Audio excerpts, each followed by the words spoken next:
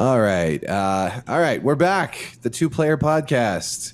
We've taken a bit of a hiatus because we're slackers and because we've had technical issues that were intimidating. Anyways, I'm Eric Kane. I'm Paul Tassi.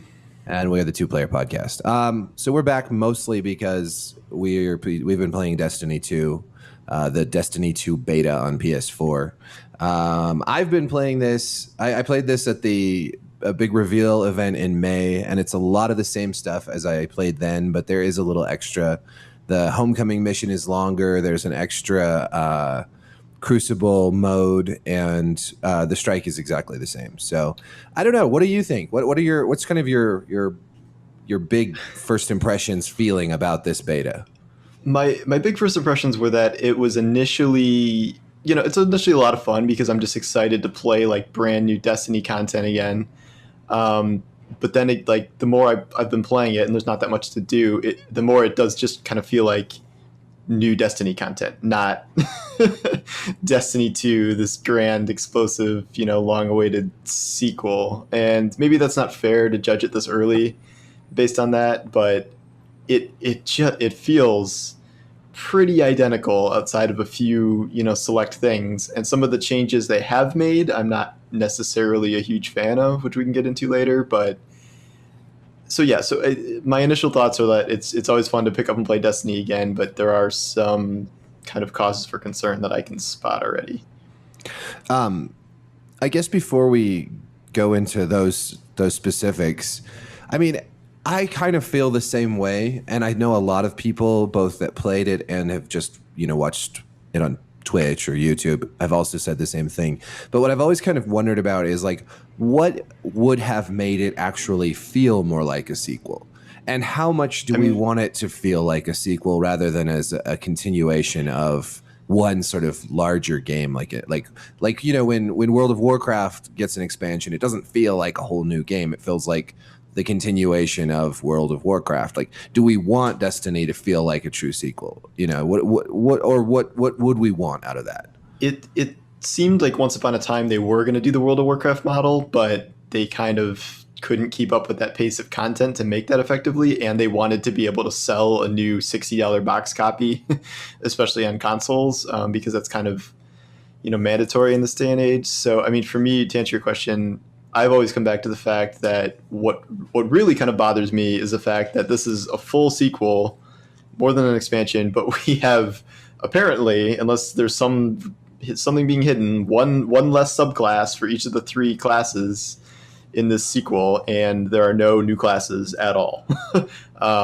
That to me, like even with most expansions, you'd expect like maybe one new class out of three or something like that, and so to pick up and be playing the exact same three classes and then have these kind of three new subclasses that are pretty similar to the old ones, and then even taking some away, apparently, that to me is kind of struck me as not great. What does feel like a sequel to me is the fact that we have all these new planets that are designed, from the ground up in these big sprawling areas that couldn't be possible in Destiny 1 because of the last gen stuff.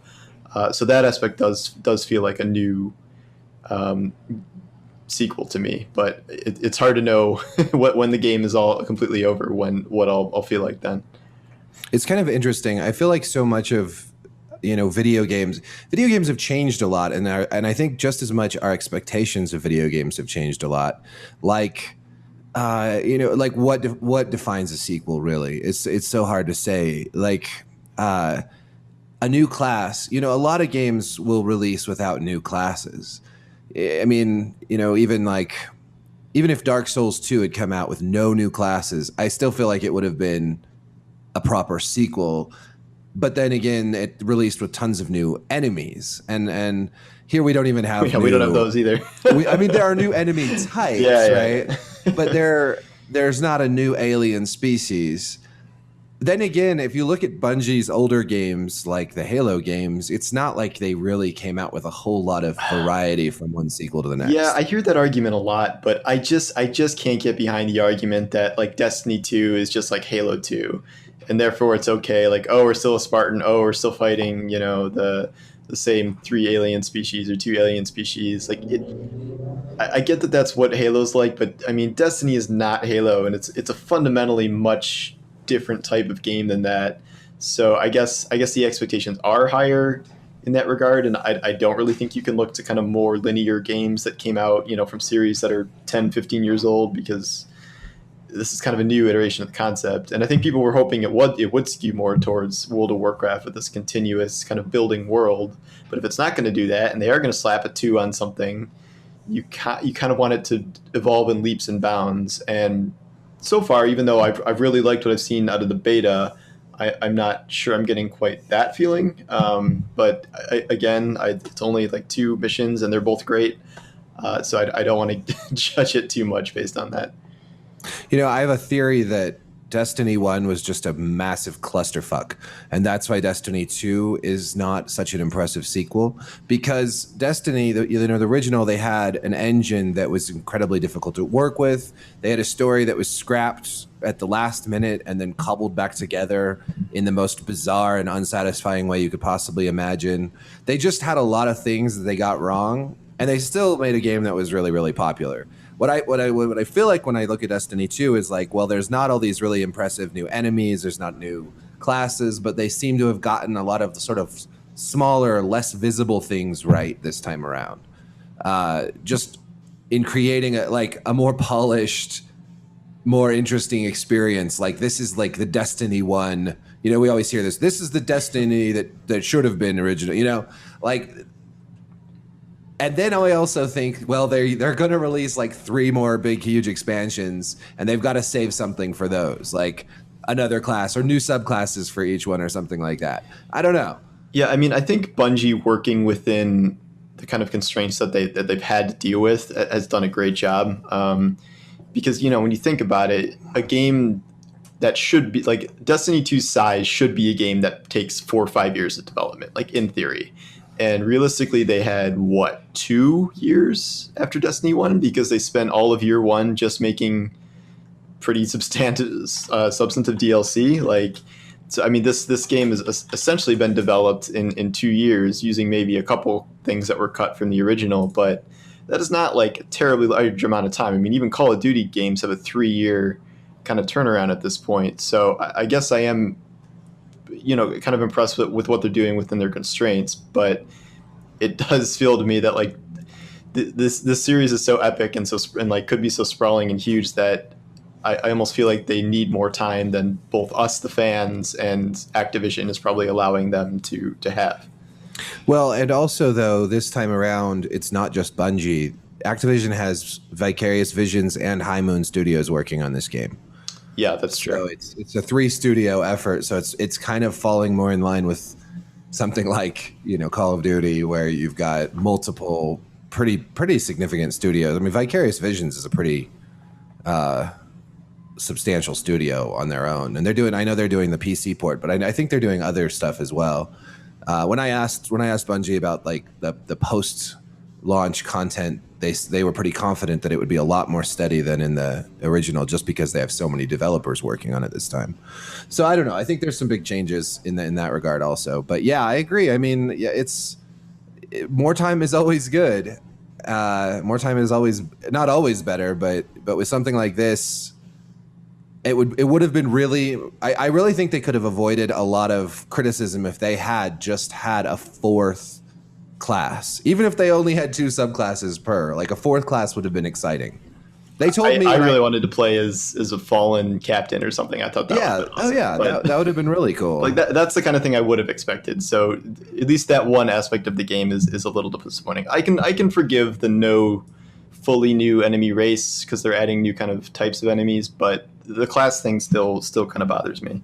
I'm hoping there's a surprise in the final game, but I'm really starting to doubt it at this point. No, I wouldn't expect it. I just really wouldn't expect it. I said, why no new race? And they said, or new class. And they said that they felt that these 3 still had stories to tell. And I agree with that. But like, how hard would it be to have a 4th class that had a story to tell also? And I also get that they have kind of their NPCs that are associated with each class, like, Cayde 6 and Zavala and everything, but adding a 4th sort of primary character and another class would have been really interesting. And now Anthem will be the game that has 4 classes, Okay. 4 play strike teams. And that's one more than Destiny, so that makes EA one better than Activision. Yeah, that's how that math works. All right, so what did you think of the mission?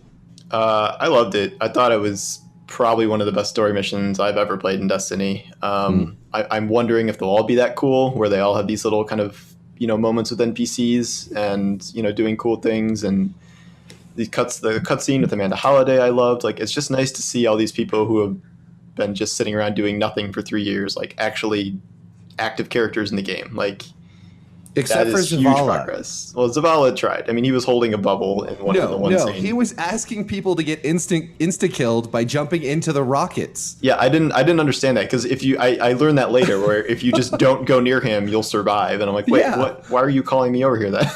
I actually learned that right away because I looked over and he's like, "Get under my bubble," and I looked over and the rockets all landed on it. And I'm like, "I'm not jumping anywhere near that damn bubble." I thought the rockets were gonna like land everywhere in the tower, and it's just it was just like on his bubble. So you get killed, you get like splatted on the bubble by rockets. That was pretty funny. But that's another moment of the thing I liked, where it just drops you in with 2 other players, like out of nowhere, like no matchmaking, no nothing, just like you're on a patrol mission or something. And that was pretty cool to see, and something I was not expecting. So I'm curious to see how they'll implement that in other missions. I really hope they do that a lot, actually, because that's kind of one of the things that I pictured when they first announced Destiny, and they're like, it's a shared world shooter, and like they described kind of how that would all work. I kind of imagined like that kind of thing happening, and now that it's happened, it's really cool for sure. It's better than a patrol in a way, because it's like in a patrol, like it's just people running around, maybe together, maybe they shoot some aliens together, but it's, unless there's an event or something, it's not really a shared moment. And that was pretty cool. And then the strike, I know in your impressions piece, or your good, the bad, and in between piece, you said you really liked the strike. You called it kind of a mini raid. Yeah, I think they're really doing a good job of implementing more kind of raid-like mechanics into strikes. And like, I easily could have seen that like kind of drill grinder segment in a raid, like a longer version of that. And the boss itself, with kind of 3 tiers of stages and different attacks and all this. And like, it wasn't like as hard as a raid boss or anything, but those kind of mechanics definitely felt kind of raid-like to me, and that I felt like that's always what Strike should have been. And like the last couple Strikes that were released for Destiny were getting more into that territory, so it's good that they're kind of just jumping right into that, instead of like, kill all the enemies in this room, kill this boss, kill the enemies in the next room, kill this super boss. Like, it did that well. The only problems I had with the Strike were more kind of gameplay issues, where everything is recharging at like a snail's pace, and like how you're mostly using primary weapons like 95% of the time now, which bothers me, but nothing to do with the Strike kind of itself. Yeah, well, let's talk about those things. The recharge rates really seem slow. The 2 primaries, 1 elemental, 1 non, it just is sort of a bizarre, puzzling decision. I don't like it. I really don't. I actually, so I'm working on something where I'm arguing that they should have had 4 weapon slots, because I do like having 2 primaries, but I also want to have just the old slots from the other game too. I don't understand why everything is confined to this special slot. Well, I would have loved an easier way to like switch between primaries than like going into the inventory, like dragging the square over, like just a quicker weapon way wheel. Even if it's not a full slot, just the ability to do that. But like this seems like a solution in search of a problem, like at least in terms of PvE stuff. And like, you can really see the PvP, kind of message here, where the Crucible before was really dominated by shotguns and snipers. So they're like, okay, we want the Crucible to be more primary focused. You have 2 primary slots for putting, those overpowered weapons into heavies. Like, that works pretty well for PvP, but at the expense of, I think, making PvE a lot more dull, because now you're just switching between, elemental and non-elemental primaries, which is not the most exciting transition. Whereas before, you could jump from one to a sniper, then to a rocket launcher. But now they've put all of those into like one kind of quote unquote fun category, which is seldom used. And then the other 2 are just switching between kind of very similar guns, and like just adding a burn effect is not cool. Like, it doesn't really do it for me. And unless there's like a bunch of weapons that they're just not showing yet that are like really kind of diverse takes, and maybe there is a primary shotgun or like a secondary fusion, but it's just a little less powerful or something, like maybe that could fix it. But in the current form, yeah, I don't like that. What I kind of wonder why. I feel like the Crucible.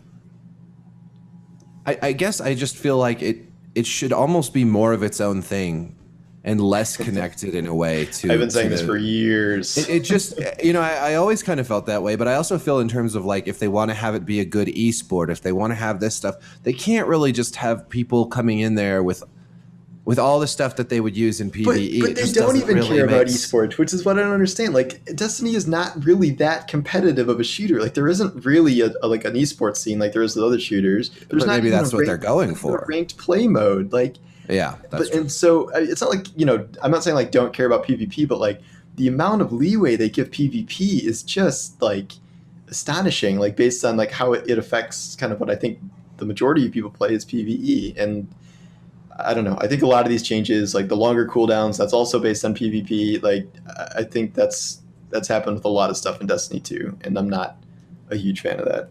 Yeah. Well, neither am I. I mean, I enjoy the Crucible from time to time, but it's definitely never been my focus. Just, I don't know. Honestly, multiplayer, like competitive shooters are fun, but they're kind of exhausting at the same time. Well, yeah, if I'm going to play any competitive shooter, it's got to be like top notch. Like that's why I'll play some Titanfall because I love that game and gameplay so much that I don't even care that I'm bad, and but Destiny, I don't know, that's not, I don't think it's at that level for me personally. But yeah, well, if I'm going to really sit down to play a competitive, it's going to be Overwatch probably. Or I'm still playing sometimes that too. Call of Duty, just so I can learn some humility, because man, oh boy.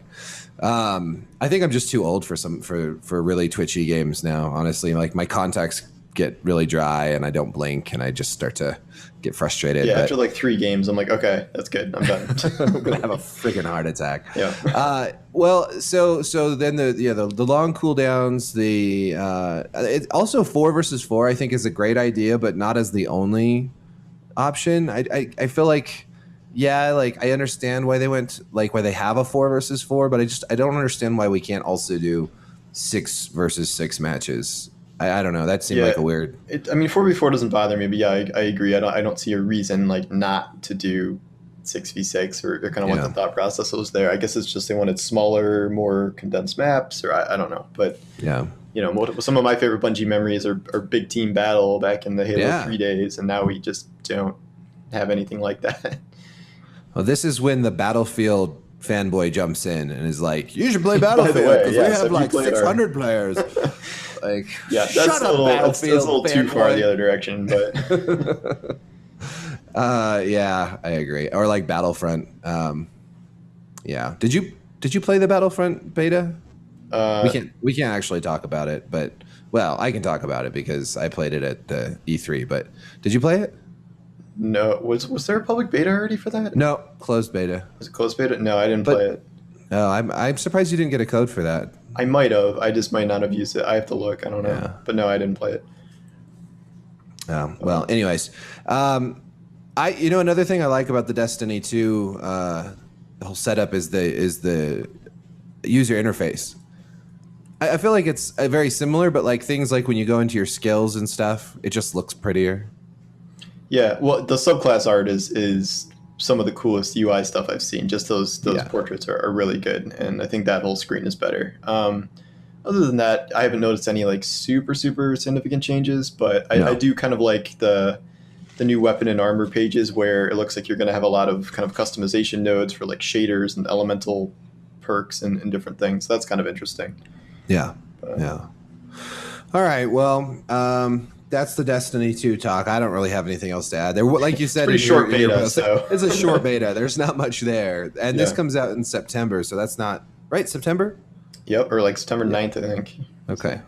Sweet. It's soon. I don't think that much is going to change. I'll be curious to see what they change based on beta feedback, if anything. But well, hopefully, I've noticed just looking on forums and stuff. I feel like a lot of people are echoing what you wrote about cooldowns and things like that. That seems like something that they could. I was giving them the benefit of the doubt on cooldowns. I thought that I'm like, oh, we'll get gear later on that will decrease these. Because when you start Destiny 1, all the cooldowns are pretty high too. But Yeah. they did away with all the stats, and I'm hearing that they just wanted universal cooldowns across everything. So now I'm actually concerned. Yeah. Yeah. I guess we'll see. Yeah. All right. Well, thanks everybody for listening to our podcast that we are super consistent about recording. And peace. So, yeah.